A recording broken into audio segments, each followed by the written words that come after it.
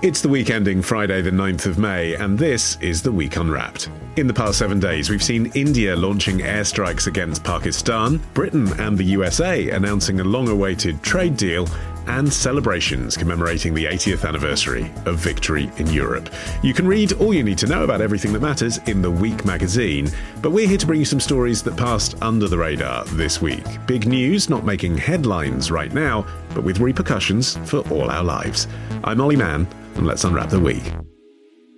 And joining me today from the Week's digital team is Irenie Forshaw, and we welcome back BBC journalist Julia Macfarlane, and from Daily History podcast Today in History with the Retrospectors, I hear it's excellent, Arion McNicoll. Before we get going, guys, have you had your eyes glued to the chimney in the Vatican this week?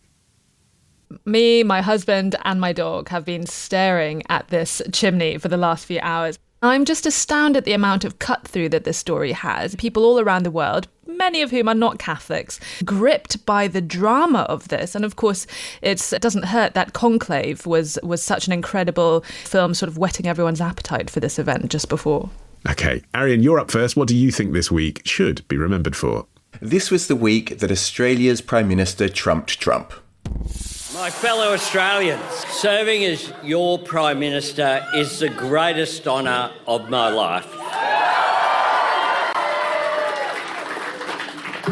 And it is with a deep sense of humility and a profound sense of responsibility that the first thing that I do tonight is to say thank you to the people of Australia for the chance to continue to serve the best nation on earth.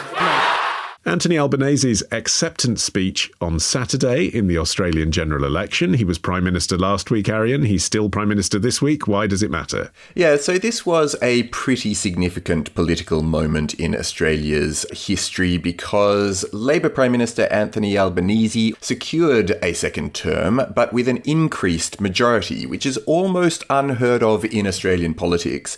And the outcome not only devastated the Conservative Liberal National Coalition, but also signalled a broader rejection of Trump-style politics. This was the big media narrative over here in Australia because the opposition had been dallying as the campaign unfolded with their proximity to Trump. And I thought it was interesting in light of similar electoral results in Singapore last weekend and also Canada just a few weeks ago.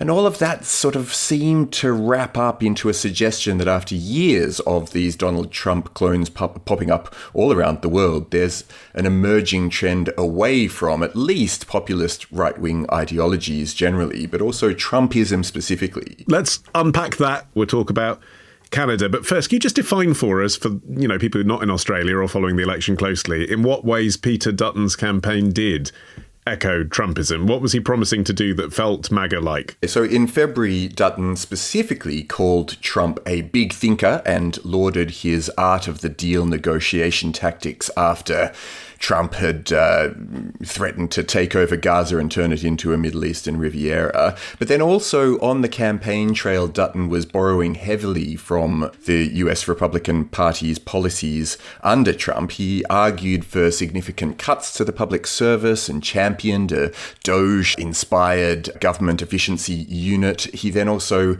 unveiled, although later abandoned, a policy to force all public servants in Australia's capital of Canberra to come back into the office full-time. He also dabbled in culture war issues very much like Trump and was a key part of the failure of the Voice referendum earlier in the year, which proposed enshrining an Indigenous advisory body into the Constitution, but that didn't get up, in part thanks to Dutton's intervention. So all of that contributed to this overwhelming stench of Trump on Dutton, and I think, a big part of how his failure has been received has been partly Australia's antipathy to what Trump has done over the last few months. OK, so you see, and a lot of Australian media commentators that I've been reading and hearing do, that there was a moment of pivot because, you're saying the stench of Trump, but obviously it was appealing to people who wanted a populist party for a time.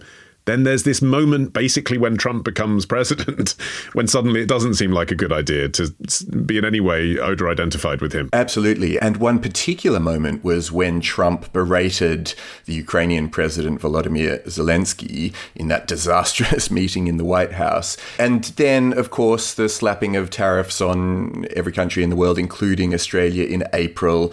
And there was this poll by YouGov in Australia that found that 66% of respondents just last month said that the US couldn't be trusted as a security ally anymore, up from 39% last June. So this massive expansion of how people just don't trust the US anymore. Okay, Julia, is this what we also saw in the Canadian election then, on the 28th of April? What happened there? Gosh, I mean, there's a lot of really interesting parallels with what happened in Canada. And it's interesting that both countries had their general election in the same week. And you had the Conservative leader, Pierre Poilievre, who, like Peter Dutton and the Liberals, started 2025 ahead in the polls. Justin Trudeau's popularity, and therefore the Canadian Liberals with it, was absolutely floundering.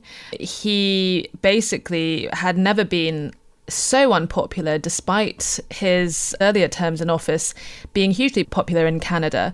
And then we get the new Trump administration, and it changed the game. And I think it's not just about the tariffs, but I think the tariffs was really the first key moment that shocked and jolted everyone, that this Trump administration was not going to be like the one that preceded it. And I think the secret to Trump's success in his first administration was that he was like a caged animal, railing against the establishment. He was surrounded by the political establishment who were almost trying to contain him. And I think the world was expecting something similar for Trump's second administration, but actually Trump 2.0 has been Trump unleashed, and he has gone places and done things and said things that has really thrown a cat amongst the pigeons, not just the tariffs, but how he has treated a lot of his allies, how he has said really outlandish things. And unlike in the first administration, there are no grown-ups in the room to try to walk him back across the ledge. You can't treat your allies like that. You can't behave like that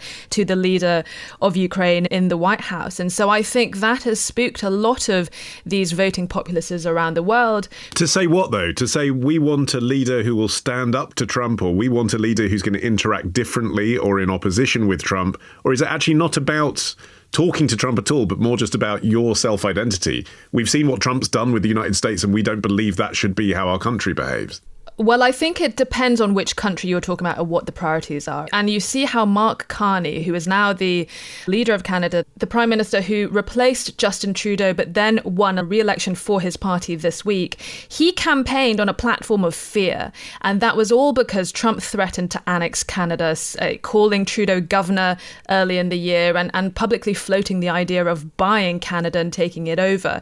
And then the Liberals then made their election campaign all about fear-mongering over standing up to Trump, which really played to Canadians' fears at what was happening below the border with the leader of the free world threatening to take over their country.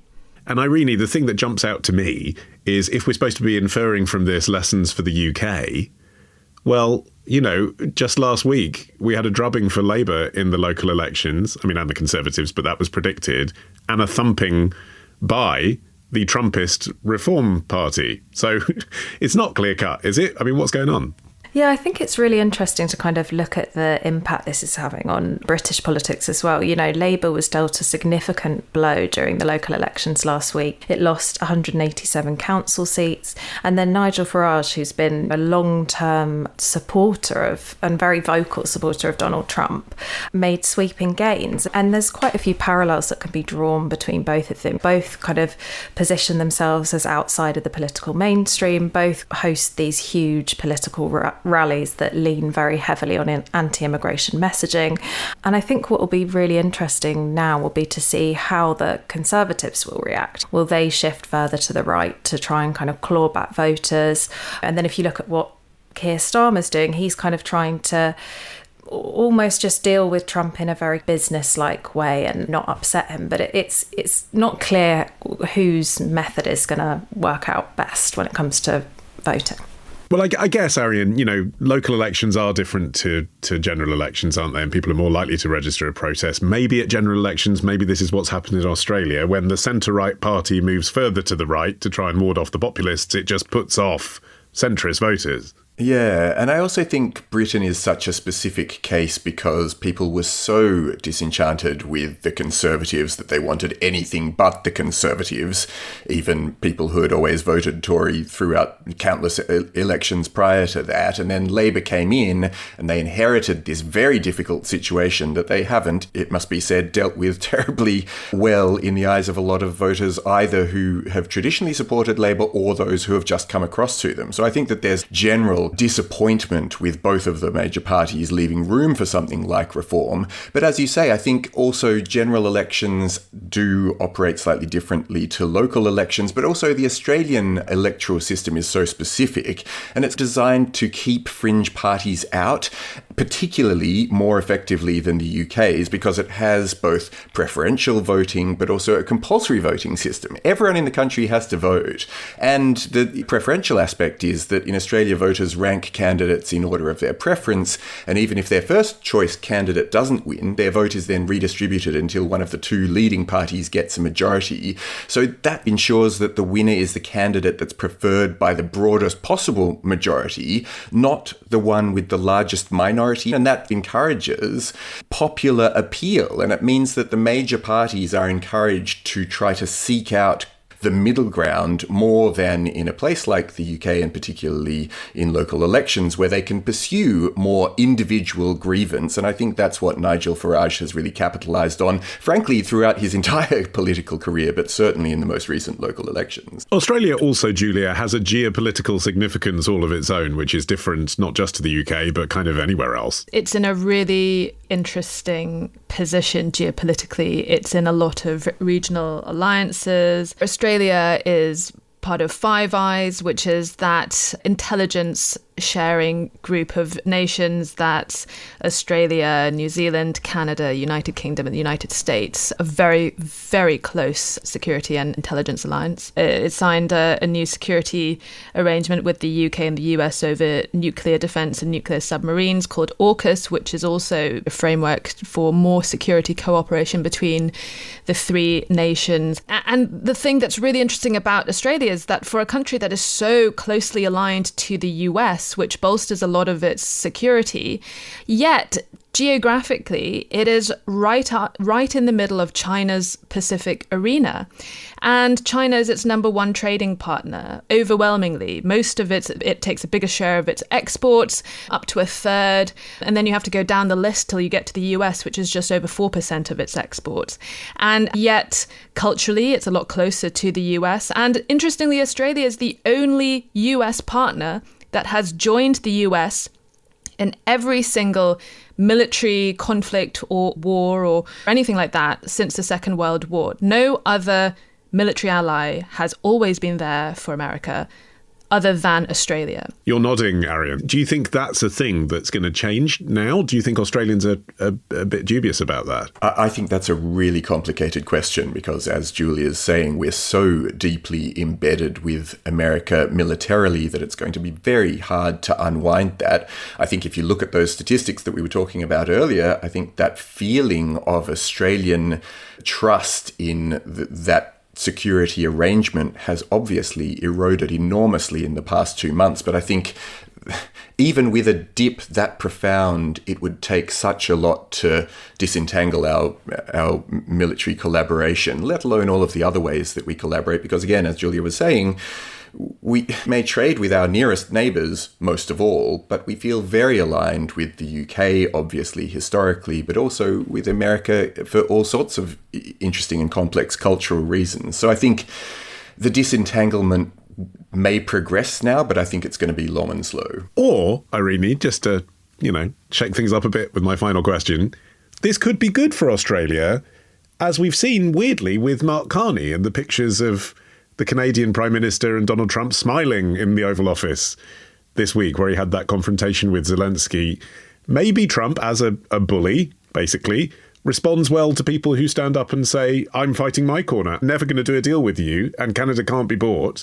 That seemed to go down quite well. Maybe something like that from Australia would too. It's possible. I think the biggest thing we can learn is that we just don't know like how he's going to react. I think that's what makes it so difficult to predict. Up next, the film we all thought we'd never get to see. That's after this.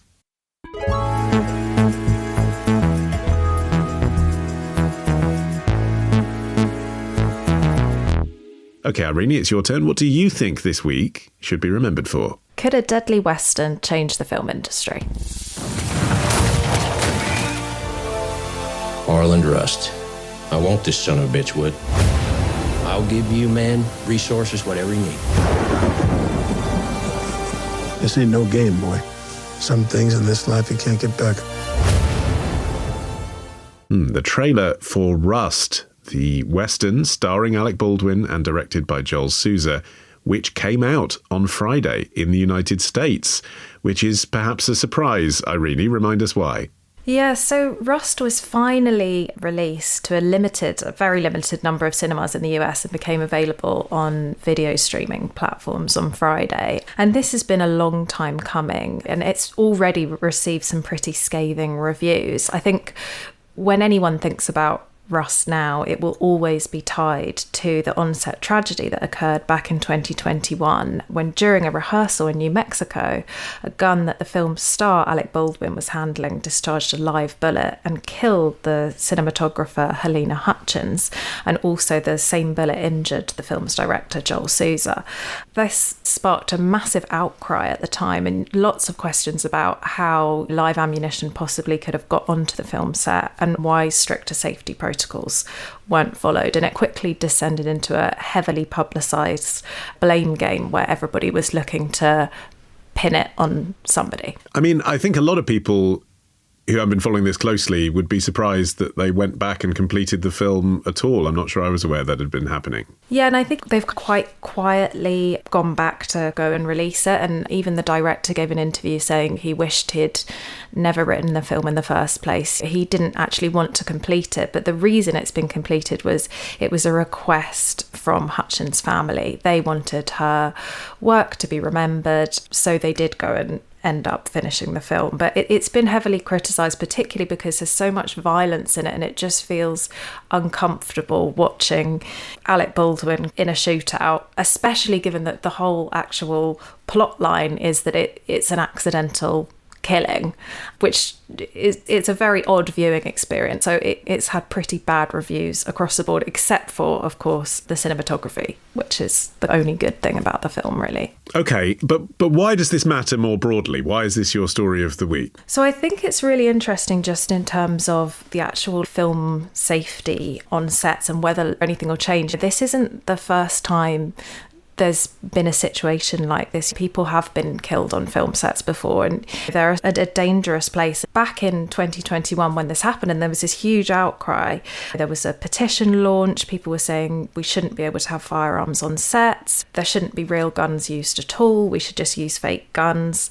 A lot of people in the industry just see it as a mistake that happened, an unlucky mistake, but there's no change in regulation. Is anything actually going to change off the back of this disaster? Well, we should say just before we discuss that, actually, that the armourer responsible for bringing the gun to set is in prison at the moment, right? That's what happened. She is, yeah. So she was convicted, Hannah Gutierrez-Reed, who was quite an inexperienced armourer. I think it's important to say as well that this is often a bigger problem on lower budget films. She was quite inexperienced. Apparently it was very chaotic on set. There was a lot of rushing, and the day before, 6 members of the crew ended up resigning, saying that there were unsafe working conditions and things were being rushed through. But when it came to actually trying to look for someone to blame, it was Hannah Gutierrez-Reed, the armourer, who was sentenced to 18 months in prison for involuntary manslaughter, but also the first assistant director, David Halls, who actually said in court that he believed it was his fault that Hutchins died because he should have got Gutierrez-Reed to show him all of the rounds in the gun before it was handed to Baldwin. But he struck a plea deal and he ended up with 1 count of negligent use of a deadly weapon and a 6-month suspended sentence. As for Alec Baldwin, I think there's been a lot of anger because he hasn't taken any responsibility really at all. If anything, he's tried to put the blame on other people. And the case against him was actually dismissed last year after a judge determined that some of the evidence had been mishandled. There were allegations that police and prosecutors had withheld evidence from the defence.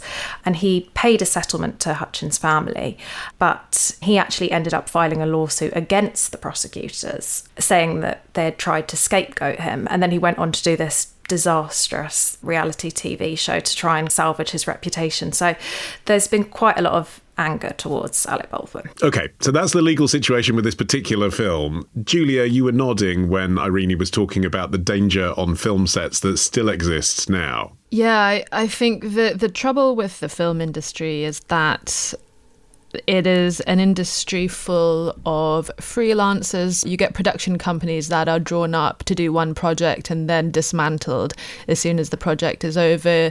There are always new people and people who are not familiar with working with each other, which in many ways can be a nice thing. You make a lot of friends and meet new people working on set, but then everyone leaves. And the trouble with the film industry also is that it has just been dealing with so much contraction and so much financial difficulty.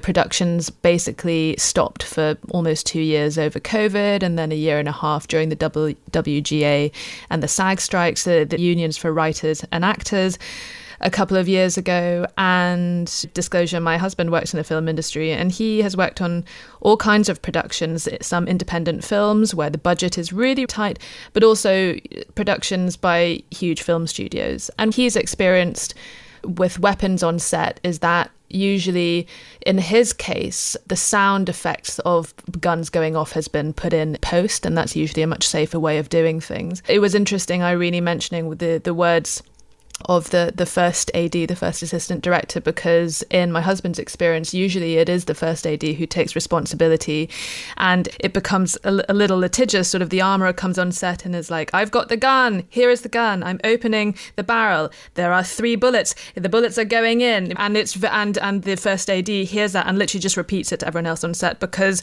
yes, America is very litigious, but these are weapons. Accidents can happen. Unfortunately, the film industry is at a time where it's facing cuts after cuts after cuts, trying to save money, and safety is one of those things that can suffer as a result. Then you get to the issue, Arion, of whether it's in poor taste to release this film at all. Every review, I mean, Irene's been saying they've not been particularly positive, apart from perhaps because they feel they should to the cinematographer, although her work does seem pretty stellar. Every review is mentioning the context of her death.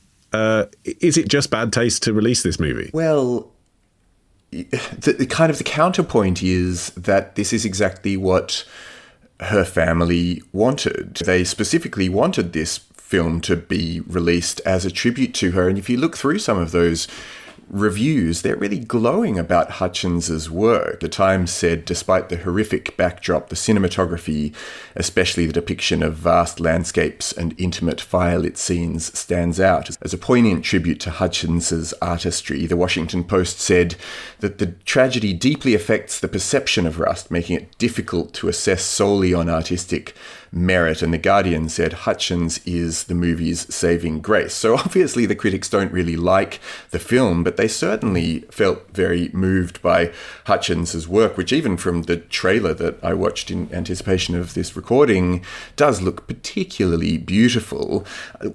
The other thing that really caught my attention is how much the whole issue of guns, I mean, it's a very gun-focused film anyway, but knowing what happened really sharpens your mind as a viewer to the danger of guns. And in a time where, like, every other film features loads of people shooting each other, plus video games, I'm so familiar with the experience of what it's like to shoot a gun at a person thanks to all the video games that I've played, and countless other people are as well.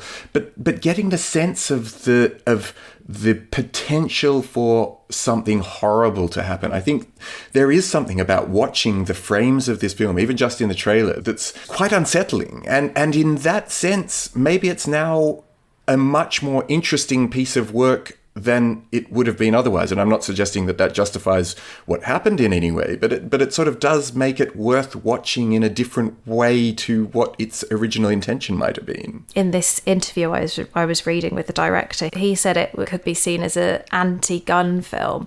I'm not sure that I quite agree with that, even just from watching the trailer.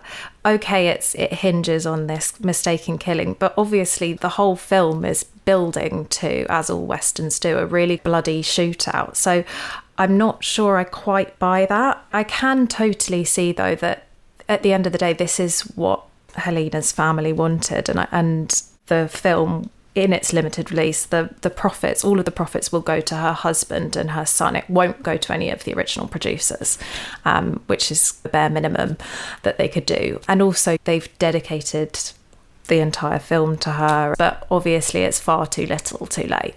I mean, I guess the film exists at the end of the day, Julia. Now they've made it, just like a road where someone died building the road. That doesn't mean you shouldn't drive on the road. I mean, the force of the law is separate from the product itself, surely. Yeah, I mean, it's interesting because this film obviously has had huge negative publicity. Would it really have sort of punctured the mainstream had it not been befallen by such a tragic accident? How would it have done in the box office if everything went smoothly? A lot of people have been trying to urge people to go and see the film because all the proceeds are going to Helena Hutchins' family. It is interesting that a lot of cinemas in the country, in the US, are clearly, it's not opening in a huge number of theatres. And so I think a lot of people are sort of struggling. A lot of theatre owners have probably struggled as to whether they want to be involved in the screening process, but it's difficult. It's not the first time that someone has died on set and the film has gone ahead. Sadly, it probably won't be the last, but it has galvanized more of a conversation about keeping films safe, even if they are independent films that don't have a huge amount of budget, the way that big studios do. And also, Arion, maybe shone a light on what cinematographers do.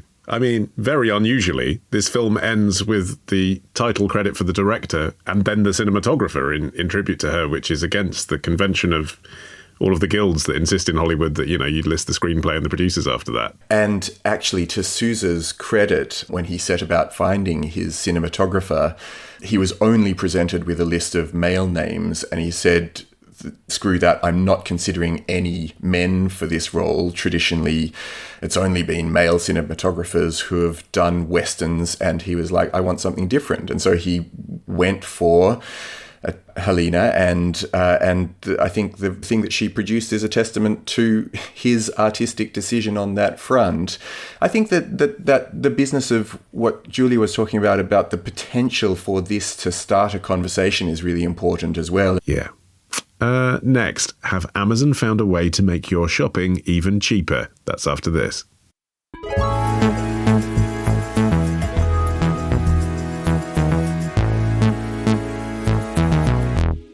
Okay, Julia, you're finishing the show. What do you think this week should be remembered for? Could touchy-feely robots be finally coming for our jobs? I grew up with Star Wars. I'm a huge fan of R2-D2. I think it's an amazing robot that helps you be more Jedi, allows you to be more powerful, and allows you to do more things. So huge influence on me, for sure. But we can also embrace a Star Trek world, of course. Ty Brady from Amazon's robotics leadership team talking on Wednesday about how his latest innovation takes its cues from science fiction. Yeah, so this was quite an interesting week for Amazon. Could be a potential breakthrough in its technical operation. They said that they had made a fundamental leap forward in robotics, having finally developing a robot with a sense of touch that will be capable of grabbing about 3/4 of the items that it has in its huge warehouses across the world. Now, this is very significant because for a long time, the example they used is you drop a coin on the floor. It's very easy for a human to pick it up. nigh on impossible for a robot to do so. The human hand is an incredible dexterous instrument which robotics have really struggled to replicate. Is that right? There is nothing really that can challenge how useful and how, the possibility in the human hand. Until now, they've developed this robot, which they've called Vulcan, which is already being used in Spokane in Washington, but it was unveiled in Europe. And it looks like a pair of hair straighteners. It's got these paddles that sort of open and shut. But there is this AI-powered sensor behind the paddles, which analyzes the item that it's going to pick up and can make a decision based on the data that it is recording in real time as to how hard it should squeeze. And that is a really significant breakthrough because it is something that robots until now haven't really worked out how to do that, how to have robots interacting in real time in a sensory way with the real world. But words like touch and sensory and even intelligence, to an extent, suggest that the point of this is something beyond working in a warehouse. But this is Amazon. The product exists, presumably, so now it can pick up nail clippers with one hand and a CD in the other and a swimming pool in the other. And it's just about getting rid of human jobs in warehouses, surely. Well, you say that. I think it's really interesting that you pick up on that, though, because I'll go back to the robots in a second, but I've heard from different people in business and technology who actually say that the real value and the potential of Amazon as a country, as a company, is its technology. And actually, one of the most important aspects of the company is its cloud computing software. And that's really the area that's going to take it forward into the future. It's not just about ordering cheap books and cutting out the middleman of the bookshop that we still associate Amazon with now. And so the fact that they are pouring so much investment into advanced robotic technology has ramifications for everyone. I mean, Amazon is probably the company in the world that has most advanced use of robotics out of pretty much any other industry, perhaps second only to the robotics involved in some of the pharmaceutical medical industries. But of course, this has sparked a lot of fears of job losses, the fears of automation, that the robots in the warehouses are going to replace everyone. And that's really important because Amazon is also one of these companies that has a huge workforce. It's hired about 36% of all the US warehouse workers in the country. They are a huge employer. And a lot of Amazon workers have expressed concerns about this and the fact that they already use 750,000 robots already, and the fact that they've brought out this new one which can do more and potentially replacing countless jobs is raising concerns. That is something that Amazon itself has addressed.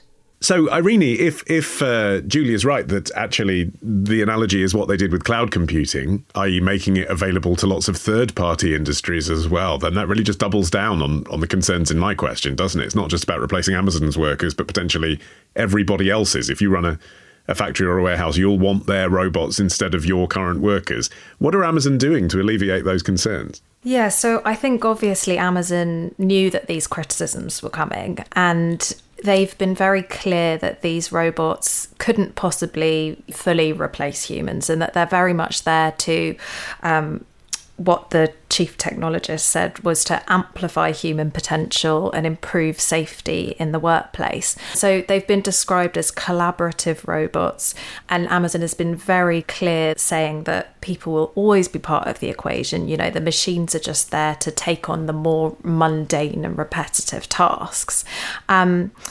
And they've also said that actually the robots have created hundreds of new categories of jobs, including maintenance engineers that need to come and look after the robots. I'm not quite sure I believe that, but yeah, I think Amazon doesn't have the best track record as well when it comes to working conditions. And I think probably it would be interesting to be a fly on the wall in an actual boardroom meeting and see what they were actually thinking, because I think overall, surely they'll be wanting to save money and cut down on costs of their labour force overall. Even if that's true, though, Arion, in Amazon's own publicity around this, they're emphasising how the robots might make their working conditions safer. I mean, it's almost sort of an acknowledgement of that poor track record in the past.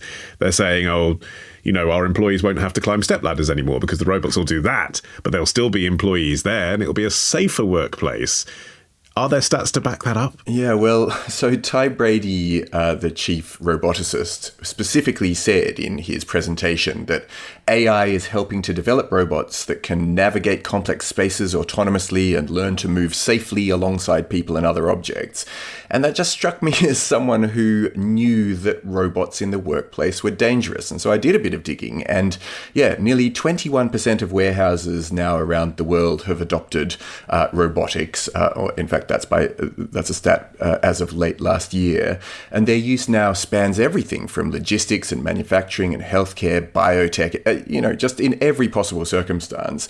But we are seeing not just injuries, but also fatalities. The first recorded incident of a robot-related fatality occurred in 1979 when a person was hit in the head by a robotic arm at an assembly line in the US. Another death occurred 2 years later in Japan with a similar robotic arm striking somebody. And it isn't just deaths, but as I say, it's injuries too. And there was a study published in Science Direct last year that looked at US Occupational Safety and Health Administration data, and they found that 77 robot-related accidents happened between 2015 and 2022. So we're getting a lot of these robot-related injuries and accidents. We'll resolve the issue of human-robot interaction, Julia, by adding robots to the equation. Is that what's going on here? I think that's why they've called it Vulcan, and Ty Brady they're saying that he imagines it to be like R2-D2, like the faithful little robot sidekick that helps the hero.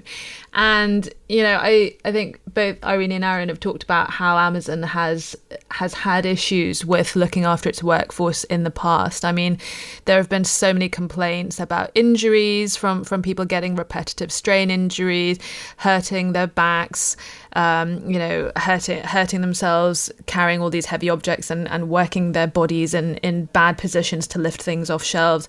But it's also come under fire because of its practices. And James Bloodworth, the author, he went undercover at an Amazon warehouse for 6 months, I think, and he had some dreadful stories, which he wrote a book about afterwards, about how, workers were worked to exhaustion, how they were timed in their loo breaks, some of them even weeing in bottles so that they don't get that sort of penalty for taking a bathroom break and things like that. And so, Amazon has had to deal with all this negative publicity, the fact that people get injured in its warehouses. Obviously, robots don't have to be paid. They don't have to sleep. They don't have to eat. They don't demand healthcare. They can't go on strike either. And so there are obviously huge benefits to them in implementing this technology, but they have tried to allay these fears by saying, we have this robot partnership scheme that our workers can apply for, which they can't unionize. They say can actually increase their pay if they go on this scheme, which is sort of this Jedi training scheme, I think, if we were to carry on the analogy, where they work with the robots, they learn how to maintain them and how to sort of augment themselves. I mean, I would watch that buddy movie, to be fair. Put upon Amazon worker and a 10-foot robot. They're unlikely friends at first, but the relationship develops. Yeah. But it is interesting. I mean, it is interesting that most of the robots in Amazon warehouses are behind a fence. There is a fence in most cases, in between humans and robots for a lot of the robots that work in their factories. And another thing, interestingly, that happened this week was that there was footage that emerged of an undisclosed factory in China of two factory workers chatting to each other next to this humanoid robot that all of a sudden goes berserk starts flailing its robot arms, looking like it's attacking them. And it was obviously a very chilling video, but it does sort of underline the fact that these are machines that cannot think for themselves and, you know, can malfunction, which is something that Ty Brady said is a reason why they will never open fully autonomous factories, because he said the human element is still needed. Yeah, but that's where the lines have been blurred, hasn't it, Irene? Because that's always been their line. We'll never get a robot to do what a human could do. But they've just explained that what makes this robot special is it can do things that hitherto only humans could do, because they're using deduction and reason and squeezing their fingers, which is the things that you need humans to do to complement the robots.